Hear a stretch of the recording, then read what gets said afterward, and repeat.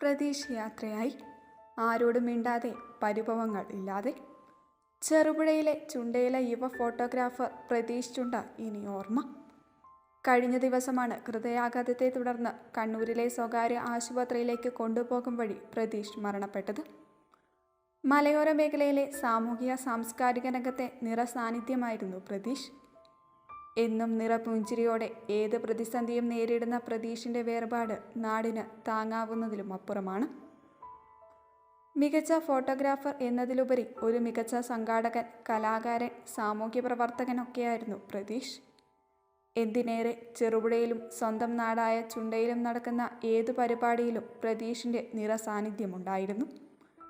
നല്ലൊരു പരിസ്ഥിതി പ്രവർത്തകൻ, നാടക കലാകാരൻ, JCI ഭാരവാഹി, ഫോട്ടോഗ്രാഫേഴ്സ് അസോസിയേഷൻ പയ്യന്നൂർ മേഖലാ ഭാരവാഹി, വ്യാപാരി വ്യവസായി സമിതി യുവജന വിഭാഗം നേതാവ്, നല്ലൊരു തെരുവ് നാടക കലാകാരൻ എന്നിങ്ങനെ നാട്ടിലെ നിറസാന്നിധ്യമായിരുന്നു പരേതൻ.